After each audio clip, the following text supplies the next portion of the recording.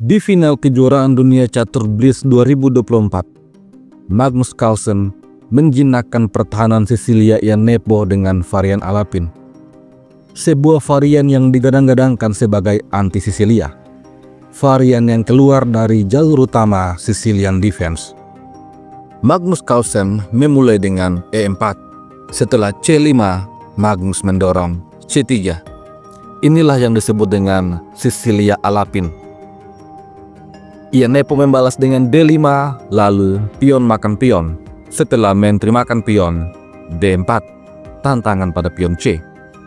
Dibalas kuda F6, kuda F3. Setelah itu, E6, mempersiapkan gajah petak terang. Magnus mengeluarkan gajah ke petak E2, persiapan rokade. Iannepo mengembangkan kuda ke petak C6, memberikan tekanan pada pion. Namun, Magnus menolak untuk menjaga pion. Dia memilih untuk rokade, membiarkan pion makan pion. Setelah pion makan pion, Magnus punya pion lemah. Iannepo di posisi ini mengembangkan gajah ke petak E7, persiapan untuk mengamankan rajanya. Magnus menyerang menteri dengan kuda. Setelah menteri mundur ke petak D6, kuda B5, lagi-lagi menteri dipukul mundur ke petak D8. Setelah itu, gajah F4. Sebuah ancaman forking pada langkah selanjutnya. Iannepo menghentikan ancaman itu dengan kuda D5, mengawasi petak C7, sekaligus menyerang gajah putih. Oleh karena itu, gajah mundur ke petak G3, lalu Nepo rokade mengamankan raja. Permainan kemudian berlanjut. Magnus mengaktifkan benteng ke petak C1, dibalas gajah D7. Setelah itu, kuda mundur ke petak C3, tantangan pertukaran kuda.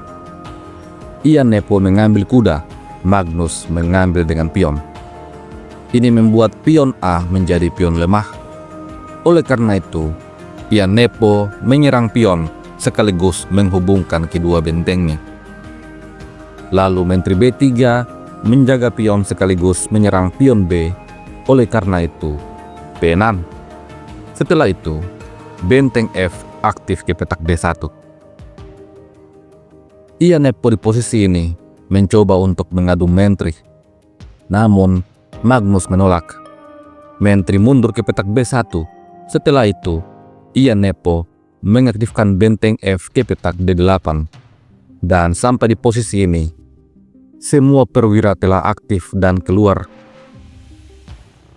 Kita telah memasuki babak middle game. Dan pelajaran penting dari posisi ini adalah kita harus berani untuk mendorong pion.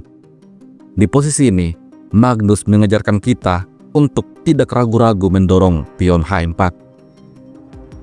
Seperti kata Ben Larsen, jika kita menghadapi keraguan, maka doronglah pion. Iannepo Miyachi kemudian mengaktifkan benteng A ke petak C8. Setelah itu, kuda G5 mengancam skakmat. Iannepo Miyachi melihat kuda putih sebagai kuda aktif dan gajah gelapnya sebagai perwira pasif. Oleh karena itu, sesuai dengan teori pada babak middle game, jika ada perwira aktif lawan dan kita punya perwira pasif, maka tukarlah perwira pasif dengan perwira aktif. Iannepo mengambil kuda. Setelah itu, pion makan gajah. Ancaman skakmat menjadi hilang. Permainan kemudian berlanjut. Kuda mundur ke petak E7, memainkan manuver ke sayap raja. Dan Magnus mendorong C4. Setelah itu, menteri A5 menekan pion. Tetapi gajah menjaga pion. Lalu, gajah menyerang benteng. Magnus Carlsen mengangkat benteng ke petak D3, bisa menyerang melalui petak H3 ataupun petak A3. Oleh karena itu, Iannepo menempatkan menterinya di petak F5, menyerang gajah sekaligus memberikan pinning pada benteng. Jika benteng lari menjaga gajah, maka menteri akan jatuh. Di posisi ini, Magnus Carlsen memilih untuk menarik mundur gajah ke petak E3. Magnus belum siap kehilangan menteri. dibalas dengan gajah C6 kembali menekan pion, lalu benteng A3. Kali ini Magnuslah yang menawarkan pertukaran menteri. Ini sekaligus membuka tekanan benteng pada pion A7. Di posisi ini, Nepomniachtchi membuat kesalahan. Dia menempatkan gajah di petak E4 untuk menyerang menteri. Kesalahan ini seperti tidak terlihat, namun dalam beberapa langkah ke depan kita akan melihat akibatnya. Magnus merespon dengan menteri B2. Setelah itu, benteng D7, persiapan menyusun benteng dan juga menjaga pion A. Ini langsung dibalas dengan F3. Apabila gajah menyelamatkan diri ke petak A8 misalnya, maka putih punya balasan gajah D3. Menteri tidak selamat.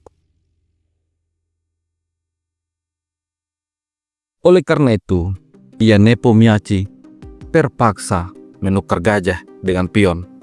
Setelah itu, gajah makan gajah. Dan Magnus Carlsen telah unggul 1 perwira. Nepomniachtchi kemudian mengembangkan kuda ke petak G6. Di posisi ini, Magnus Carlsen telah unggul 1 perwira. Oleh karena itu, sesuai dengan teori, jika kita unggul perwira, maka sederhanakan permainan. Magnus langsung mengadu menteri, dan menteri tidak bisa kemana-mana. Pertukaran menteri tidak bisa terhindarkan. Nepo mencoba dengan kuda ke petak H4. Setelah itu, pertukaran menteri terjadi. Lalu, kuda makan menteri, menekan gajah. Magnus tidak menyelamatkan gajah. Dia ingin permainan menjadi sangat sederhana sehingga pertukaran perwira adalah hal yang dia inginkan. Di posisi ini, Magnus mendorong pion, membiarkan kuda makan gajah. Setelah itu, benteng makan kuda. Permainan semakin sederhana. Nepo mencoba untuk mengangkat benteng ke petak C5, namun pion makan pion, benteng dan pion terancam. Oleh karena itu, pion makan pion. Setelah itu, Magnus menyerang pion. Nepo masih mencoba dengan benteng ke petak D2, akan tetapi setelah gajah makan pion, Nepomniachtchi menyerah. Bagaimanapun juga, dia kalah 1 perwira dan lawannya adalah Magnus Carlsen.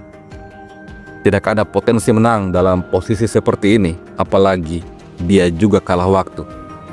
Sebuah game yang sangat luar biasa dari Magnus Carlsen. Akurasinya bahkan mencapai 98%. Kita bisa membayangkan bagaimana kehebatan Magnus. Bahkan dalam permainan catur kilat, dia bisa mencapai akurasi setinggi itu.